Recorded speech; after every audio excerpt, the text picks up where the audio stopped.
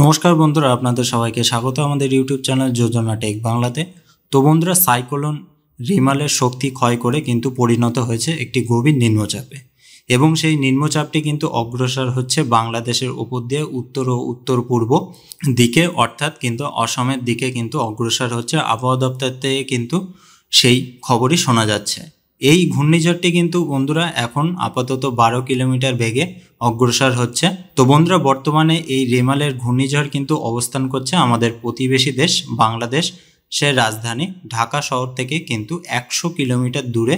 যদিও বন্ধুরা এই ঘূর্ণিঝড়টি কিন্তু বাংলাদেশের উপর দিয়ে যাচ্ছে, তা সত্ত্বেও কিন্তু আবহাওয়া দপ্তর থেকে জানা যাচ্ছে যে এই ঘূর্ণিঝড়ের কারণে এটি কিন্তু একটি নিম্নচাপে পরিণত হয়েছে, যার কারণে কিন্তু উত্তরবঙ্গে অতি থেকে অতি ভারী বৃষ্টি একটি সম্ভাবনা আছে, এবং তার জন্য কিন্তু উত্তরবঙ্গের বেশ কিছু জেলায় কিন্তু সতর্কতা জারি করা হয়েছে। তো বন্ধুরা, দক্ষিণবঙ্গের আকাশ পরিষ্কার হয়ে গেলেও বেশ কিছু জেলায় অর্থাৎ উত্তরবঙ্গের বেশ কিছু জেলায় কিন্তু অতি থেকে অতি ভারী বৃষ্টির একটি সম্ভাবনা আছে, এবং তার সাথে সাথে কিন্তু হালকা ও ঝোড়ো হাওয়া বইতে পারে। তো বন্ধুরা, আবহাওয়া দপ্তর থেকে কিন্তু কালিম্পং ও দার্জিলিংয়ে অতি থেকে অতি ভারী বৃষ্টির কারণে সেখানে কিন্তু লাল সতর্কতা জারি করা হয়েছে, এবং কমলা সতর্কতা জারি করা হয়েছে আলিপুর, জলপাইগুড়ি আর কোচবিহার এই জেলাগুলিতে।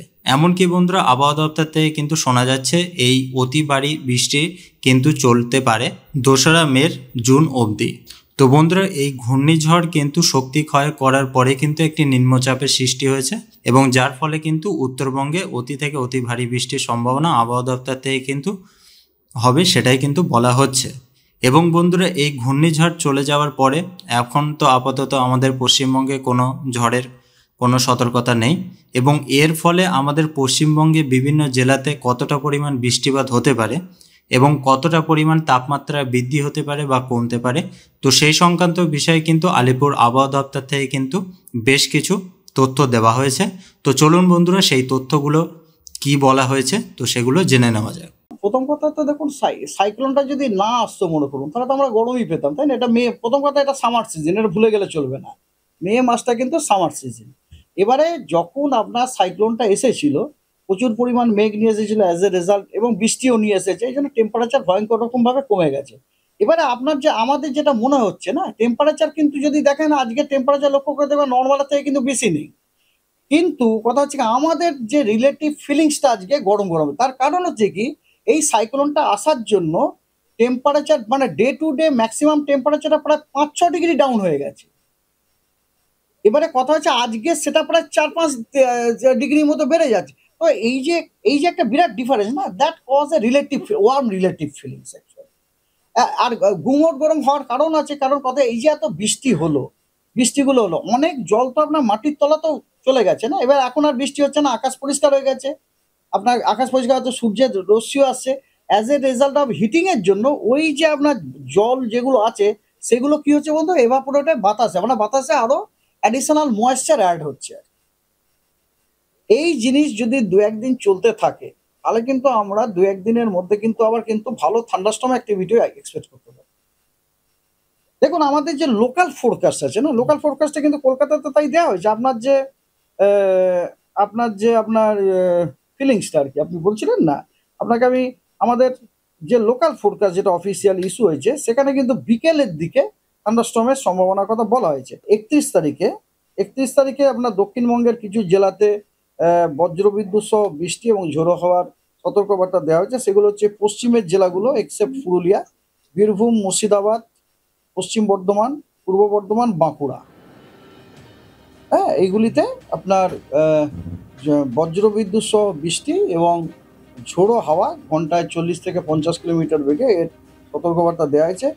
উত্তরবঙ্গের কয়েকটা জেলাতে ওয়ার্নিং আছে, ভারী বৃষ্টিরও ওয়ার্নিং আছে, প্লাস ঝোড়ো হাওয়ারও ওয়ার্নিং আছে। সেই ডিস্ট্রিক্টগুলি হচ্ছে আপনার কোচবিহার, আলিপুরদুয়ারে আপনার ভারী বৃষ্টি প্লাস ঝোড়ো হাওয়া ঘন্টায় 40 থেকে 50 কিলোমিটার/আওয়ার এর সতর্কবার্তা দেওয়া হয়েছে। এবং জলপাইগুড়িতেও ঠিক তাই, ভারী বৃষ্টি এবং 40 থেকে 50 কিলোমিটার বেগে ঝোড়ো হাওয়া।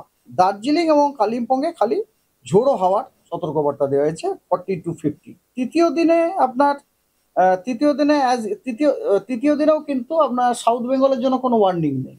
সাউথ বেঙ্গলের জন্য কোনো ওয়ার্নিং নেই, খালি উত্তরবঙ্গের 5টি জেলার জন্য ওয়ার্নিং। সেগুলি হচ্ছে আপনার দার্জিলিং, কালিম্পং এবং দার্জিলিং, কালিম্পং, জলপাইগুড়িতে আপনার ভারী বৃষ্টির সতর্কবার্তা দেওয়া হয়েছে, প্লাস আপনার ঝোড়ো হাওয়া 30 to 40। আর আপনার কোচবিহার এবং আলিপুরদুয়ারে কিন্তু আহ, আহ, ভারী থেকে অতি ভারী বৃষ্টির সতর্কবার্তা দেওয়া হয়েছে 30 তারিখ। 31 তারিখে উত্তরে যে 5টি জেলাতে কিন্তু ভারী এবং ভারী থেকে অতি ভারী বৃষ্টির সতর্কবার্তা দেওয়া হয়েছে। 5টা জেলাতেই ভারী বৃষ্টির সতর্কবার্তা দেওয়া হয়েছে চতুর্থ দিনে, ঠিক আছে। আর পঞ্চম দিনে দক্ষিণবঙ্গের সব জেলাতেই বজ্র বিদ্যুৎ সহ বৃষ্টির সতর্কবার্তা দেওয়া হয়েছে।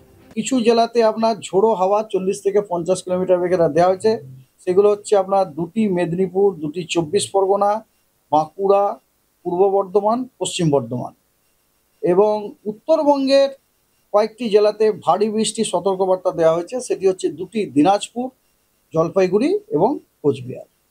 এই বৃষ্টির কারণটা কি? এইগুলো হচ্ছে সব থান্ডারস্টর্ম রিলেটেড অ্যাক্টিভিটি। একটাই কলকাতার কোনো বৃষ্টি 1 তারিখে কলকাতাতে আপনার আছে, বজ্রবিদ্যুৎ সহ বৃষ্টির সতর্কতা আছে। 1 তারিখে আছে, কলকাতায় আছে। কলকাতাতে, হাওড়া, বললাম না, দক্ষিণবঙ্গের সব জেলাতেই 1 তারিখে আপনার বজ্রবিদ্যুৎ সহ বৃষ্টির সতর্কবার্তা দেওয়া হয়েছে। এবং এছাড়াও কয়েকটি জেলাতে ঝোড়ো হাওয়ার সতর্কবার্তা দেওয়া হয়েছে। মানে কলকাতাতেও কিন্তু 1 তারিখে বজ্রবিদ্যুৎ সহ বৃষ্টির সতর্কবার্তা দেওয়া হয়েছে।